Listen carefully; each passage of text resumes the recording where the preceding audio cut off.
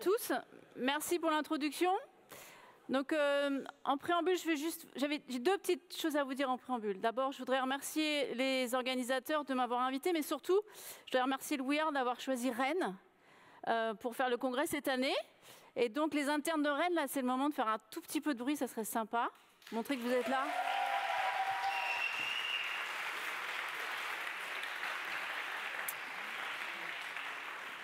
Donc, merci au We Are. Alors, deuxième petit préambule, je vais juste me positionner un peu par rapport à tous les orateurs d'avant, pour ceux qui ne me connaissent pas. Donc, je n'ai pas le vocabulaire d'Aurélien Barraud.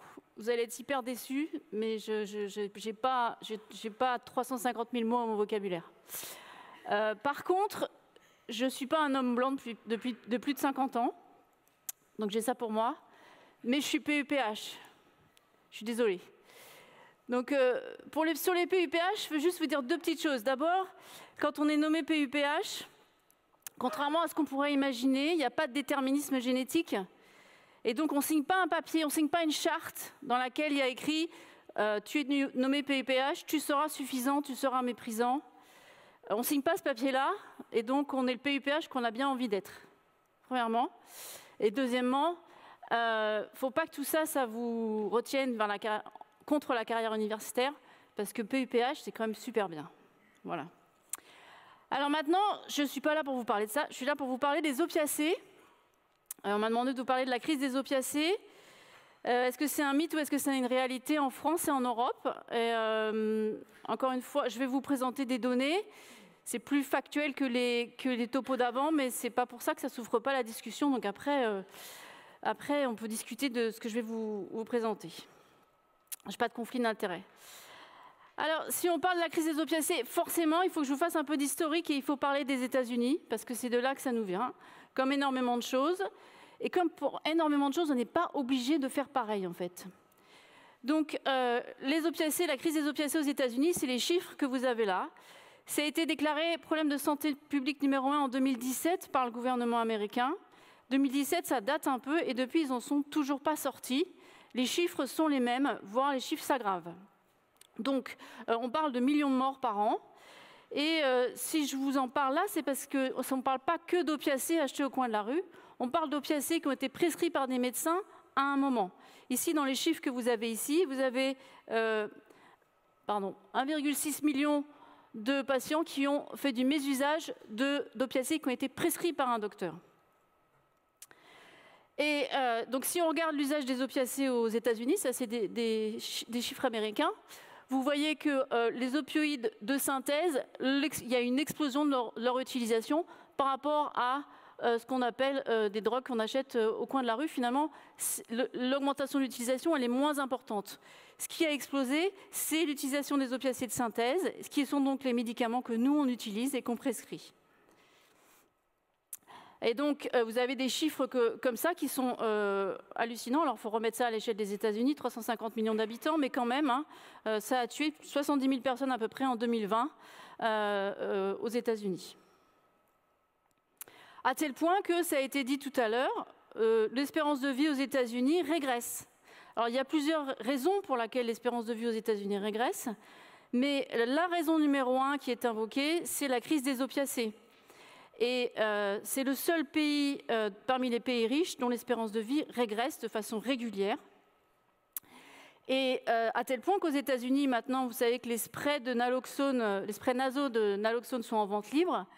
Et qu'il est conseillé, qu'il est dit à la télévision que si vous voyez quelqu'un qui ne bouge pas par terre dans la rue, on ne dit pas dans le coma parce que c'est pour le grand public, quelqu'un qui ne bouge pas par terre, eh bien, il faut lui mettre un coup de spray de naloxone dans le nez parce que statistiquement, vous avez toutes les chances que ce soit une overdose aux opiacés.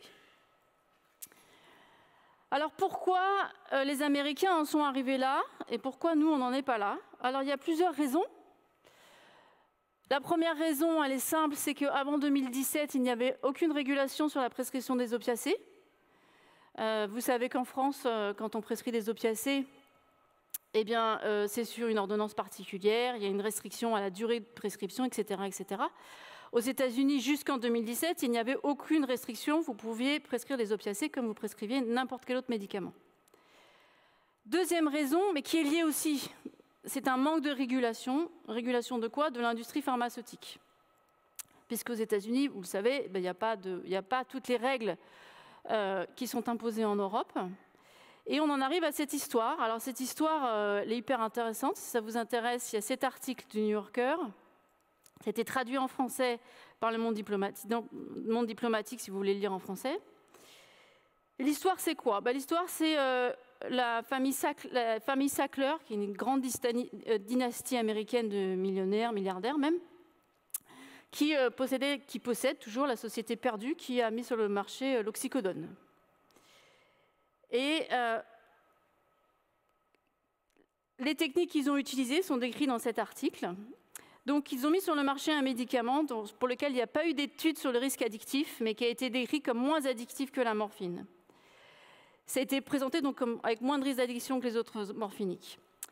Il y a eu aussi le responsable de la FDA qui met la mise sur le marché, en fait, a travaillé aussi pour Purdue. Purdue a présenté aux médecins des travaux scientifiques qui étaient produits elles-mêmes par la société, c'est-à-dire qu'il y a beaucoup d'articles qui ont été publiés sur l'intérêt de l'oxycodone avec des auteurs fantômes ou des auteurs, en tout cas le premier auteur n'avait pas du tout travaillé sur l'article et c'était des gens qui travaillaient pour la société Purdue.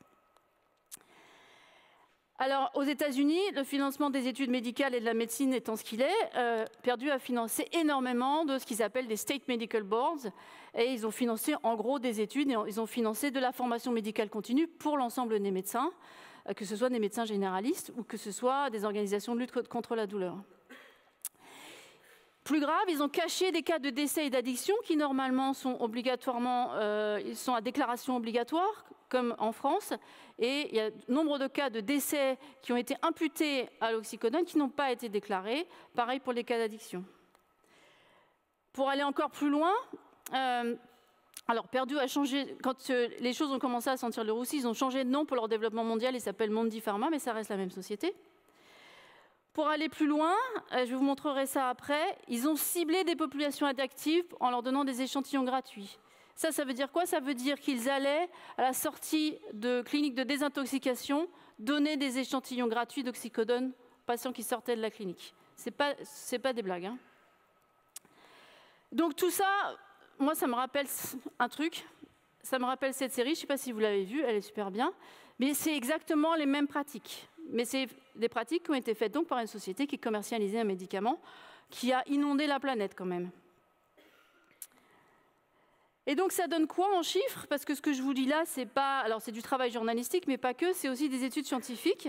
Et donc par exemple, il y en a beaucoup, je ne vais pas tout vous montrer, mais par exemple ça vous montre la promotion et le marketing donc, de l'Oxycontin en fonction des lieux aux États-Unis. Et vous prenez la West Virginia, c'est l'État des États-Unis le plus pauvre, et vous prenez les comtés qui, à l'intérieur de l'État le plus pauvre, sont les plus pauvres.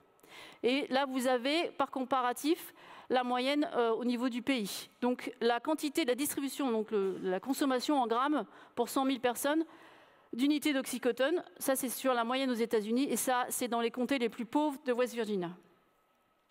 Donc il y a bien eu un ciblage, et on a ciblé les populations les plus fragiles pour pouvoir distribuer ce médicament. Si vous voulez aller plus loin sur cette histoire-là, c'est ce numéro spécial du New Yorker que vous pouvez trouver. Et il y a aussi une série, peut-être que certains d'entre vous l'ont vu. C'est une série qui est assez courte, qui est en 6 épisodes, qui raconte exactement ça. Alors, c'est pas hyper fun, mais ça vous raconte cette histoire, et quand même une histoire assez incroyable.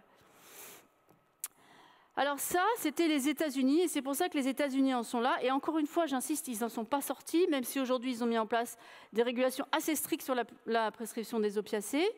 Même s'ils ont déclaré que c'était le problème de santé publique numéro 1, ils ont mis des millions de dollars sur la table pour essayer de résoudre le problème. Le problème n'est pas résolu. Loin de là, il y a encore des gens qui meurent aux États-Unis à cause de la crise des opiacés. Alors en Europe, on a moins de chiffres. C'est un peu dommage, on a moins de chiffres, mais je vais quand même vous présenter ce qu'on a. Donc ça, c'est donc les consommations sur différents pays européens. Pardon, excusez-moi, je suis trompée de bouton. Donc en noir, c'est les opiacés forts. Donc vous voyez la France et les autres pays. Clairement, il y a un truc quand même avec les anglo-saxons. Parce que, bon, voilà, il y a les pays européens, puis il y a les anglo-saxons qui sont un peu dans des chiffres américains. Si on regarde en France, il y a très peu de chiffres, il n'y a que ceux-ci comme chiffres, mais qui ont déjà le mérite d'exister. C'est des chiffres donc, qui ont regardé entre 2000 et 2017 l'évolution de la consommation d'opiacés. Alors, il faut remettre les choses. Donc là, vous avez en bleu les opioïdes prescrits, et puis là, vous avez l'héroïne et la méthadone. Et donc, ça, c'est les hospitalisations liées à un problème aux opiacés, qui ont donc augmenté, vous voyez, entre 2000 et 2017. Ça, il faut le remettre dans son contexte. C'est parce que les prescriptions, elles ont augmenté. Et pourquoi elles ont augmenté? Ce n'est pas forcément une mauvaise chose qu'elles aient augmenté, parce que dans les années 2000, il y a des audits qui ont été faits sur la prise en charge de la douleur en France, en général, mais aussi sur la douleur post-opératoire, et là, ça nous concerne. Les résultats de tous ces audits étaient assez catastrophiques, parce qu'on prenait mal en charge la douleur. Les conclusions de ces audits, c'était que les patients étaient douloureux, et qu'on avait peur de la morphine, et qu'on n'en prescrivait pas assez, en tout cas pas au bon moment. Le résultat de ça, et d'ailleurs des recommandations de cette époque-là, c'était « allez-y, prescrivez de la morphine, n'ayez pas peur ». Et donc, de façon assez logique, les prescriptions de morphine ont augmenté, et donc c'est aussi peut-être probablement une bonne chose, puisqu'on a pris en charge la douleur des patients qui étaient mal pris avant. Mais donc, évidemment, associé à ça, il y a eu des événements secondaires et donc des hospitalisations. Ce qui est intéressant de regarder, donc là, c'est les hospitalisations liées à des événements liés aux opiacés, et puis ça, c'est les décès entre 2000 et 2015. Alors, on peut dire que ça augmente un peu, quoique ce n'est pas linéaire, et surtout, ce qu'il faut regarder, c'est l'axe des ordonnées, parce que là, on est pour 1 million de personnes. Donc, on n'est pas du tout dans les chiffres américains, du tout. Hein, on est à 3,2 pour 1 million de personnes. Donc on n'est pas dans des chiffres américains et j'espère qu'on y restera. Pourquoi on n'est pas dans les chiffres américains? Je vous l'ai dit encore une fois, pour le fait qu'on a une régulation sur la prescription des opiacés, qu'on a une régulation sur le marketing que peuvent faire les sociétés pharmaceutiques, mais aussi parce qu'on a une culture de l'analgésie multimodale qui est beaucoup plus ancienne en Europe qu'elle ne l'est aux États-Unis. Donc là, c'est toujours pour continuer sur les chiffres. Les chiffres peuvent faire peur parce que voilà, le nombre d'hospitalisations a augmenté de 167%. Mais encore une fois, le nombre de décès par surdosage non intentionnel a triplé. Mais on part de niveaux qui sont très très bas. Ça nous incite juste à une chose, à être vigilant. Si on regarde aussi la prescription de tous les antalgiques en France, donc là c'est en 2017, c'est les chiffres les plus récents, il n'y a pas de chiffres plus récents. Donc ça c'est 2006. Prescription des opiacés, des antalgiques faibles ici, 45%, et puis ça s'est réduit en 2017. Pourquoi ça s'est réduit? Parce que le dextropropoxyphène a été retiré de la vente, et donc il y avait moins d'opiacés faibles, c'est pour ça. Et donc ça s'est reporté sur quoi? Très majoritairement, ce qui est une bonne chose, sur des antalgiques non opioïdes. Encore une fois, parce qu'on a la culture de l'analgésie multimodale, ce qui n'est pas le cas aux États-Unis. C'est récent pour eux, l'analgésie multimodale. Et ça s'est reporté quand même aussi sur les antalgiques morphiniques, puisqu'on a doublé la prescription, mais on reste quand même dans des niveaux qui sont faibles. Si on regarde, pareil, les décès, avec quel opiacé est-ce que décèdent les patients en France? Vous voyez, donc ça, les barres de couleur, c'est des années différentes. Bon, très majoritairement, le problème, c'est la morphine. Alors, ça date un petit peu, donc il y avait... L'oxycodone était juste en train d'apparaître, parce que c'est 2016 la dernière année. Aujourd'hui, probablement qu'il y aurait plus l'oxycodone. Alors, je vous allais dire, bon, c'est intéressant ce qu'elle nous dit, mais ça ne nous concerne pas complètement en tant qu'anesthésiste réanimateur. Donc là, je vais vous parler de choses qui nous concernent, en fait, qui sont vraiment dans le périopératoire. Et pourquoi cette crise des opiacés, elle nous concerne aussi, nous, dans notre pratique de tous les jours d'anesthésiste réanimateur. Donc je vais d'abord vous montrer des chiffres américains, parce que évidemment, des chiffres américains, il y en a plus que des chiffres français, c'est toujours le même problème. Mais il faut savoir les décrypter dans leur contexte, les chiffres américains, il ne faut pas les prendre bruts. On n'est pas dans le même système. Donc là, c'est donc une étude américaine, et on regardait l'utilisation préopératoire d'opiacés chez donc des patients américains qui se présentent pour tout type de chirurgie. Il y en a 23% comme ça, tout venant, qui consomment des opiacés tous les jours, et principalement ces 3 opiacés-là, avec des facteurs de risque dont je vais vous reparler après, qu'il faut avoir en tête, qui sont importants, c'est les facteurs de risque d'addiction aux opiacés. C'est toutes les autres addictions, le tabac, l'alcool, ça compte aussi, mais évidemment s'ils prennent d'autres drogues. Et puis, tous les facteurs psychosociaux, entre guillemets, c'est-à-dire la dépression, mais aussi la faible estime de soi. Et puis, il y a des chirurgies qui peuvent être pourvoyeuses, c'est principalement la chirurgie orthopédique et rachidienne. Autre étude, et pour vous montrer que les chiffres sont hautement variables, ça c'est toujours des chiffres américains, mais c'est intéressant parce que c'est classé en différents types de chirurgie. Donc le taux moyen d'opiacés pré-op, c'était 9%. Et comme on peut bien l'imaginer, c'est en orthopédie que les patients consomment le plus d'opiacés en préopératoire, parce que généralement, ils se font opérer parce qu'ils sont douloureux. Donc, ils consomment des opiacés. Alors en France, il n'y a pas de chiffres. Les seuls chiffres, c'est ceux-là. C'est un travail d'une rennaise, donc on peut être fier. Et c'est les seuls chiffres qu'on a. C'est Pauline Rouxel qui a fait son travail de Master 2 sur ça, sur des données qui viennent de l'ASFAR, d'un outil qui existe sur le site de l'ASFAR qui permet de faire un audit de ces pratiques en matière de douleur post-opératoire. Et donc, c'est plein de biais et hautement critiquables. Mais c'est les seuls chiffres que l'on a, qui montrent que donc des patients en préopératoire en France, il n'y en a que 2%, en tout cas dans cet échantillon-là, qui viennent à la chirurgie en consommant des opiacés. Donc on n'est pas dans les mêmes chiffres que les Américains, encore une fois. Alors, ce qu'il faut savoir, parce que des patients sous opiacés en préopératoire, malgré les chiffres que je vous ai montrés, on en voit quand même de plus en plus. À Rennes, on est centre de recours pour les maladies type Crohn et RCH. Moi, je travaille en chirurgie digestive. On voit de plus en plus de patients arriver avec un Crohn et consommant des opiacés, avec des doses d'opiacés qui tueraient un éléphant. Et ils arrivent sur leurs deux pieds avec ça, et on ne voyait pas ça avant. Donc, ça arrive, et il va falloir savoir le gérer. Donc, ce qu'il faut savoir, c'est que les risques d'un patient qui est sous opiacé en préopératoire, d'emblée, un patient qui est sous opiacé à la consultation d'anesthésie, ça va vous faire un tilt. Pourquoi? Parce qu'il a fort risque d'avoir une hyperalgésie aux opiacés. Et c'est vrai avec les opiacés forts et c'est vrai aussi avec les opiacés faibles. Donc, s'il consomme du tramadol de façon chronique en préopératoire, il est à risque. Cette hyperalgésie, c'est un risque de chronicisation de la douleur, je pense que vous le savez. Ces patients-là, ils vont avoir une plus grande vulnérabilité à la douleur parce qu'ils vont avoir des seuils qui vont être modifiés.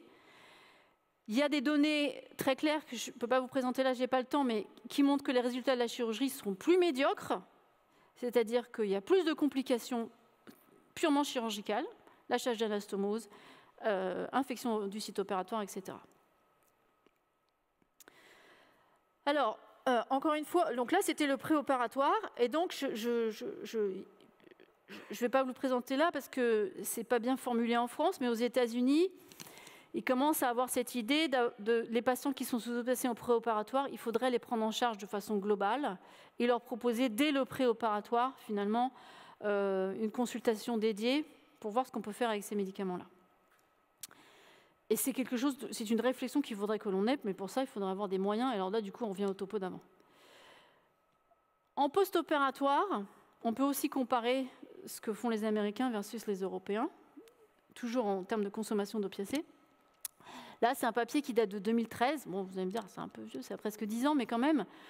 Vous voyez, c'est intéressant quand même, vraiment, parce que pour des niveaux de douleur qui sont plus faibles chez les Européens, vous voyez là, niveaux de douleur qui sont plus faibles chez les Européens que chez les Américains consomment beaucoup plus d'opiacés en post-opératoire.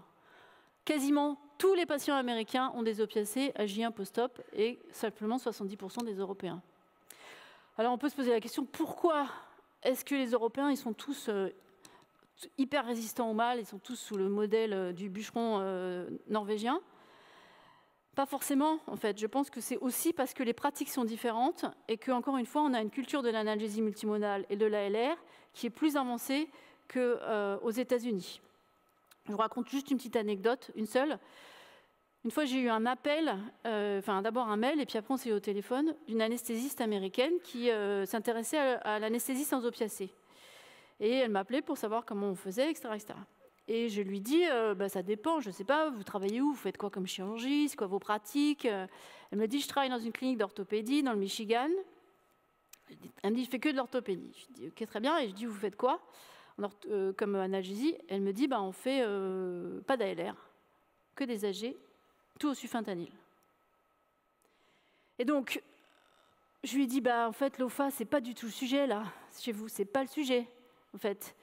Ça n'a aucun intérêt d'aller se chercher à faire de l'OFA si vous faites, dans une clinique d'orthopédie, pas d'ALR et tout au sulfentanyl. En fait, il faut repartir à zéro. Il faut mettre des INS, il faut mettre de l'ALR, il faut mettre de l'analgésie multimodale. Et après, peut-être seulement, on discutera de savoir s'il y a un bénéfice à faire de l'OFA. Ça pour vous dire qu'on ne part pas du même point. Alors, la question qu'on peut se poser, parce qu'en fait, il y a quand même des patients qui ont des profils particuliers qui vont être ceux qui vont être à risque de continuer à consommer les opiacés qu'on leur aura prescrit pour le post-opératoire, parce que je ne suis pas en train de dire qu'il ne faut plus prescrire d'opiacés, bien évidemment qu'il faut se garder les opiacés comme rescue et qu'on n'a pas le choix. Mais certains patients, et on commence à bien les identifier, seront à risque de les consommer au-delà du moment où ils n'en auront plus besoin. Alors, ces facteurs de risque qui sont identifiés, c'est ceux dont je vous ai parlé tout à l'heure, c'est toutes les addictions et tous les troubles psychosociaux qui sont associés. Et évidemment, la douleur chronique préopératoire. Pourquoi? Parce que si on est douloureux en préopératoire, probablement qu'on consomme déjà des opiacés. Est-ce qu'il y a des chirurgies qu'on peut identifier? C'était le propos de cette étude et qui avait regardé des patients qui ne consommaient pas d'opiacés en préopératoire. On leur donne des opiacés pendant le périopératoire et on regarde ceux qui en consomment encore un mois après. Eh bien, donc, vous avez les chirurgies majeures qui sont ici. Alors, intuitivement, on se dit, c'est les chirurgies majeures qui vont encore en consommer après. Pas du tout. Vous voyez bien que même après une chirurgie mineure, genre chirurgie laparoscopique, cholécystectomie laparoscopique, eh bien, il y a un risque de consommer des opiacés. Donc, ce n'est pas forcément lié à la chirurgie. C'est plutôt lié à des facteurs de risque liés au patient, mais c'est aussi lié à la prescription qui a été faite initialement. C'est-à-dire, est-ce qu'on a prescrit simplement pour quelques jours avec une réévaluation derrière, ou est-ce qu'on a prescrit, comme c'était possible à une époque aux États-Unis, partez avec vos opiacés, je vous en donne pour 3 mois et on revoit ensuite. Et donc, on arrive à ces chiffres-là, qui sont quand même assez impressionnants. Donc là, dans ce papier-là, il n'y avait pas la France. Donc j'ai mis les Pays-Bas, qui était le pays qui était le plus proche. Et donc ça, c'est les consommations, donc ça date de 2020, c'est récent. Les nombres de piles bon, vous avez compris ce que je veux dire, d'opiacés par patient. Et ça, c'est en équivalent morphine, en milligrammes, aux États-Unis versus aux Pays-Bas. Vous voyez les chiffres. Bon, je ne pense pas qu'aux Pays-Bas, ils soient particulièrement résistants à la douleur. Donc aux États-Unis, on prescrit encore beaucoup trop d'opiacés. Et pour vous remettre les choses dans leur contexte, et c'est important parce que quand vous lisez la littérature, il ne faut vraiment pas prendre tout pour argent comptant, il faut les remettre dans le contexte. Je pense que, à part si vous êtes en premier semestre et vous êtes à J4 d'anesthésie, ça ne vous dira rien, mais tous les autres, ça vous dira quelque chose. Ça, je vous montre cette étude-là parce qu'ils ont essayé de voir l'évolution de leur prescription d'opiacés entre 2004 et 2012 sur 2 chirurgies simples qui se font en ambulatoire. Voir si ça a évolué. Alors non seulement ça n'évolue pas, ou ça évolue dans le mauvais sens, mais surtout regardez les doses. Est-ce que vous avez déjà prescrit que la dose quotidienne de morphinique en post-opératoire d'un canal carpien, c'est 50 mg. 50 mg. Voilà. C'est juste pas possible. Ça n'existe pas. Ça n'existe pas. Ben, ça, c'est leur chiffre. Donc, et en plus, ça évolue de 2004 à 2012, ça n'évolue pas. Donc, quand on lit la littérature américaine et qu'on s'affole, bon, il faut s'affoler parce qu'il ne faut pas croire que ça peut ne pas nous arriver et qu'on est les meilleurs. Mais il faut quand même remettre les choses dans leur contexte et ce n'est pas du tout nos pratiques. Encore une fois, on va me dire, alors c'est quoi les chiffres en France? Ben, on n'a pas beaucoup de chiffres, c'est toujours le problème. Cette étude qui est toujours citée, mais c'est parce que c'est la seule. Prothèse de genou dans la région Midi-Pyrénées, il y avait quasiment 2000 patients et on a regardé 1 an après la chirurgie ce qu'ils consommaient comme antalgiques. Et vous voyez qu'il y en a quasiment 50% qui consomment plus d'antalgiques qu'avant. Et il y en a 5,6% qui consomment plus d'opiacés. Alors, le problème, c'est que c'est un mauvais modèle parce que c'est la prothèse de genou.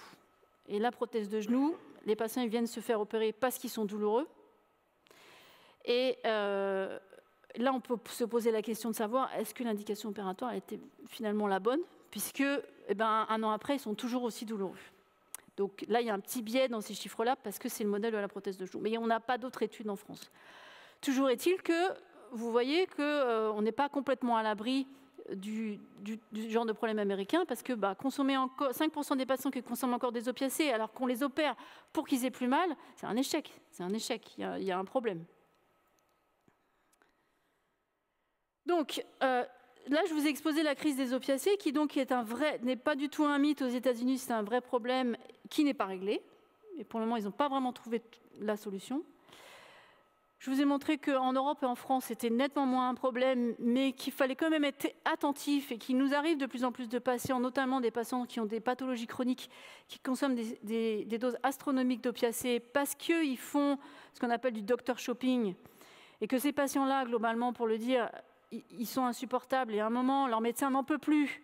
Ils envoient vers un autre médecin qui prescrit des opiacés parce qu'ils n'en peuvent plus non plus, et qui va en voir un autre, et un autre, et un autre, et à la fin, ils font des stocks, et ils arrivent, comme nous, on a une patiente qui arrive avec son sac de sport dans le service de chirurgie digestive, dans lequel il y a des litres et des litres d'oxycodone, et qui a son PICC line, donc elle est tranquille, elle se fait ses injections, et qui un jour appuie sur la sonnette et dit là, je me suis fait 150 mg d'oxycodone. Donc tout le monde panique, on prend le lit, on l'emmène en salle de réveil, et elle n'a même pas eu un myosis, même pas, rien. Fréquence respiratoire à 15, pas de myosis, rien du tout. Pour vous dire à quel point elle était habituée. Donc ces patients-là, ils existent et ils arrivent. Alors, les solutions. Alors les Américains, évidemment, ils ont mis de l'argent sur la table, comme ils savent faire, ils ont mis plein d'argent. La première réaction, ça a été de dire « Ok, on a un problème avec les opiacés, donc on va mettre de l'argent sur la table, on va faire de la recherche. » Et donc,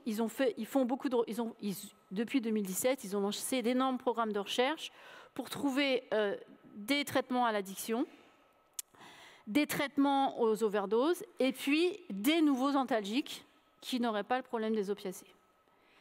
Et ça à un coût de milliards de dollars. Donc, probablement que ça va aboutir. Hein. Il y a des recherches super intéressantes sur des nouveaux opiacés. Donc, il manque, à mon avis, un trait ici, c'est qu'ils ne sont pas allés regarder ce qui se faisait ailleurs. Bon, voilà. Il y a d'autres pays où il n'y a pas de crise des opiacés, et ça ne leur est pas venu à l'idée de se dire, tiens, comment ça se fait que nous, on a ça et pas les autres? Peut-être que les autres, ils ont d'autres manières de faire. Ils n'ont pas fait ça. C'est dommage. Il n'y a pas très longtemps, il y a 3 semaines, un mois, j'ai participé à une conférence en visio sur ce sujet-là, et il y a un Américain qui faisait un topo, et c'était absolument hallucinant, parce qu'il faisait un topo devant des Européens. Et c'était absolument hallucinant, sa description de la crise des opiacés, sans à aucun moment se poser la question de savoir pourquoi dans le reste du monde, ce n'était pas comme ça. Alors, l'autre moyen, ça a été de faire des guidelines, des recommandations. Et ça, elles ont fleuri depuis 2017. Les Américains en ont fait, donc des recommandations très claires sur la prescription d'opiacés.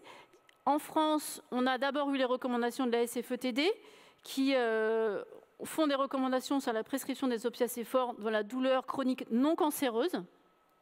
Et globalement, je vous l'ai fait en résumé, mais globalement, il n'y a quasiment pas d'indication à donner des opiacés dans la douleur chronique non cancéreuse. Donc s'il y a des indications, c'est pour des traitements de très courte durée, ou c'est pour des douleurs aiguës sur une douleur chronique.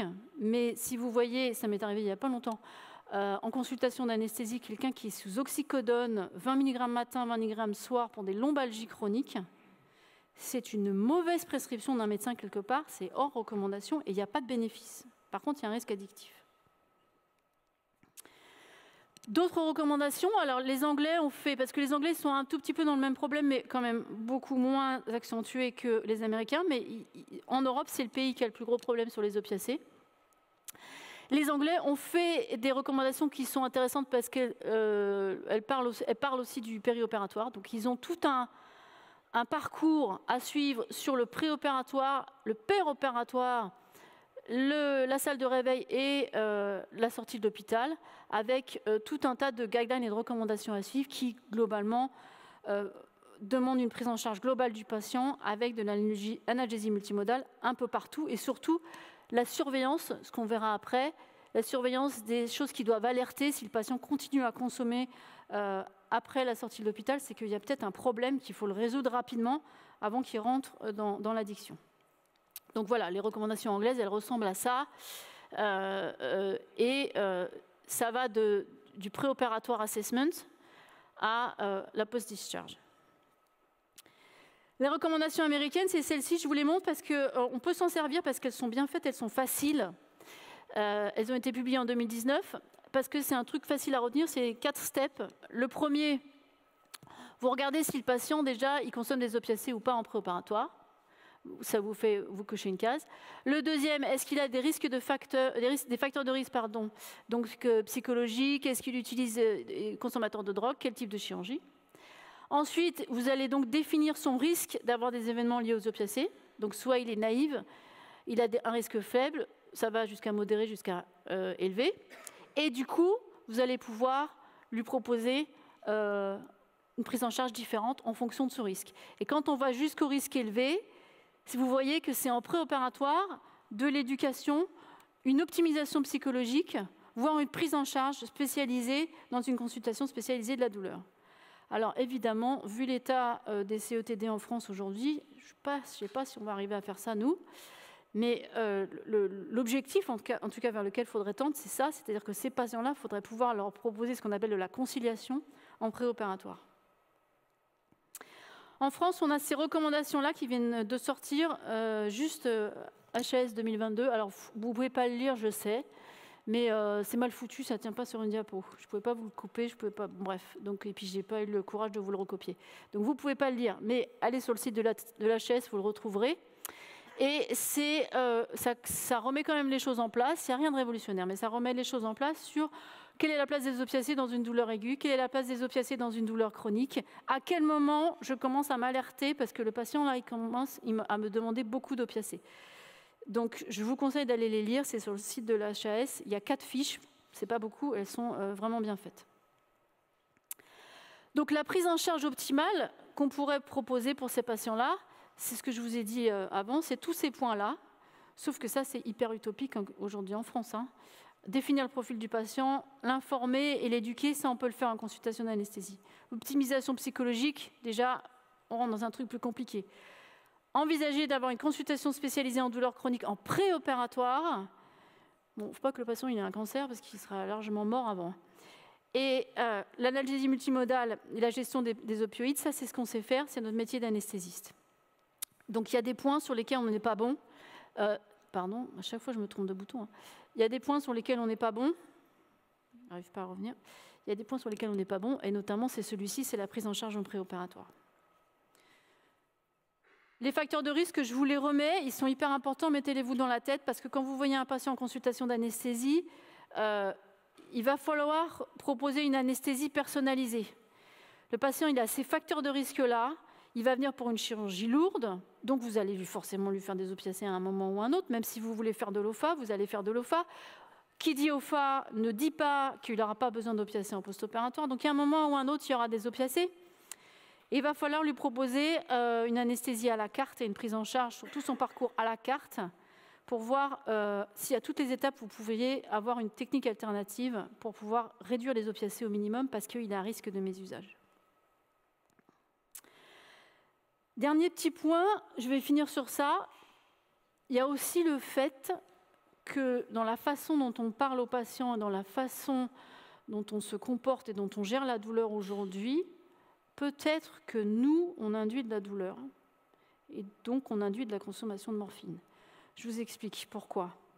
Ça, c'est encore un truc américain. Vous savez que ils ont des, comme nous, ils ont des critères de qualité. Nous, c'est les critères IPAX. Eux, c'est le HCAPS, mais c'est la même chose. Et donc, dedans, il y a la douleur. Mais comme nous, il y a la douleur. Et donc, quand nos hôpitaux ils sont évalués, on regarde, moi, je suis présidente du CLU de l'hôpital, donc je sais que tous les ans, on va nous demander les critères IPAX. Et donc, on va prendre des dossiers au hasard et on va regarder si la douleur a bien été évaluée chez les patients et réévaluée. Est-ce que les échelles de douleur sont bien notées? 3 sur 10, 4 sur 10, ta. Et cette étude, qu'est-ce qu'elle a montré? Elle a montré qu'il y avait une absence totale de lien entre la satisfaction du patient et la quantité d'opiacés prescrits et la prise en charge de la douleur. Donc, il y a probablement là un potentiel pour réduire les opiacés. Ils vont même, dans cet article, à dire que peut-être que le fait qu'on ait mis la douleur comme critère de qualité est finalement une des raisons pour laquelle on prescrit trop d'opiacés aux États-Unis. C'est une hypothèse dans leur article. Mais ça m'amène à vous parler de quoi? Ça m'amène à vous parler de la notion de confort. Et qu'il y a toute une littérature aujourd'hui qui montre bien que si vous employez le mot douleur ou si vous demandez à un patient s'il a mal, le fait de dire ça, ça déjà déclenche quelque chose. Parce que vous avez parlé de douleur. Donc vous pouvez induire de la douleur juste en parlant de douleur. Et qu'il y a une littérature qui est en train de se faire, qui est assez récente, qui est en train de montrer que si on n'emploie pas le mot douleur, mais c'est une révolution, hein, parce qu'on a tous été élevés, et on est encore élevés, et je vous élève encore mes internes, avec, va falloir évaluer la douleur, entre 0 et 10, 0 c'est pas mal, 10 c'est très très mal, vous êtes où? Parce que c'est facile, parce que c'est comme ça qu'on peut dire « Ah bah il a au-dessus de 3, j'ai prescrit une titration de morphine, on va le titrer en morphine et on va s'en sortir. » Sauf qu'en fait, quand on fait ça, on induit de la douleur. Et ce que des études ont montré, il n'y en a pas beaucoup pour le moment, mais elles arrivent. Ça, c'était une étude sur des césariennes. Alors, c'est un modèle particulier, la césarienne, parce que la femme vient d'accoucher dans un contexte psychologique particulier, mais quand même, qui montre que si on demande à des patients, donc là, soit on fait un score de douleur standard, soit on fait un score de confort, eh bien, on montre que quand on fait un score de confort, elles ont moins besoin d'analgésie. Elles sont moins douloureuses, elles ont moins besoin d'analgésie. Faites le test un jour en salle de réveil, c'est tout simple. Vous allez dans la salle de réveil, et au lieu de demander au patient s'il est douloureux, vous lui demandez s'il est confortable. Et si vous dites qu'il n'est pas confortable, vous lui demandez pourquoi il n'est pas confortable. Et vous allez être surpris.